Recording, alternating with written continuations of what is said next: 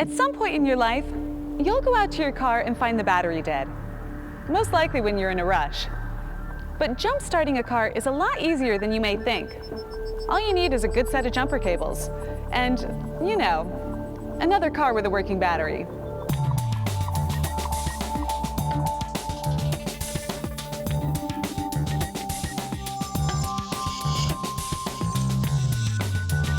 The first step is finding someone with a working battery and a set of jumper cables.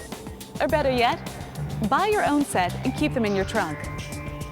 Line up the hood of the working car as close as possible to the one with the dead battery, but make sure they're not touching. Next, turn off both cars and put them in park. Also, turn off and unplug anything in either car that runs on the battery, like headlamps, radios, air conditioning, and everything plugged into the power outlets, like MP3 players or cell phones. Okay, this is really important. If either battery is cracked or leaking, do not attach the jumper cables to it. The battery could explode and spray acid all over you. Not pretty. Now, locate the positive and negative terminals to the batteries. Conveniently enough, every battery is labeled, so you shouldn't have too much trouble determining which is which. If you don't see the markings, it's probably because the battery terminals are dirty. Just wipe off any corrosion or battery acid near the terminals with a rag. Now, you're ready to connect the cables. Here's an easy way to remember how to connect them.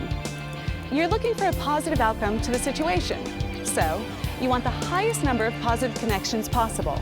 As for the cables themselves, the positive cable is usually red, and the negative cable is usually black. But not all jumper cables are color-coded the same way, so read the instructions that came with them before you start. Attach the positive cable to the positive battery terminal in the car with the dead battery first.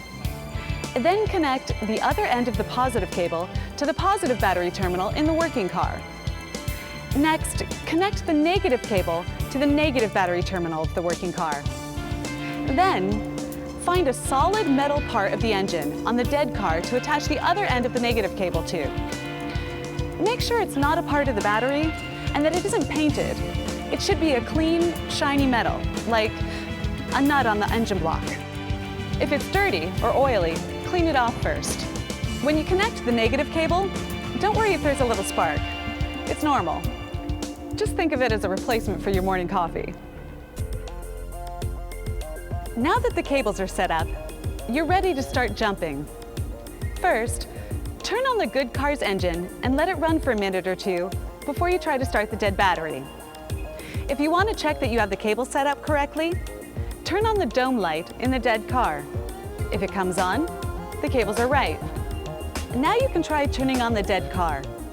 If the engine sounds like it's trying to crank but won't turn over completely, give it a few more minutes and then rev the engine a bit on the good car.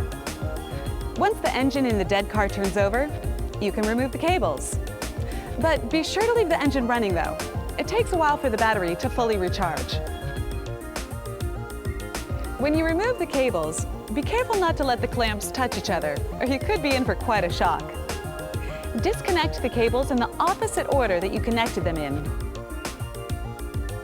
Even though your car is running now, you want to keep the engine running for at least 30 minutes so the battery can recharge completely. See? Jump-starting a car is a pretty simple task. Just keep a quality set of jumper cables in your car, and you won't have to wait for AAA anymore. If you want to learn more about taking care of your car, check out our other Automotive 101 videos. You can find them at saabusa.com/saabcasts.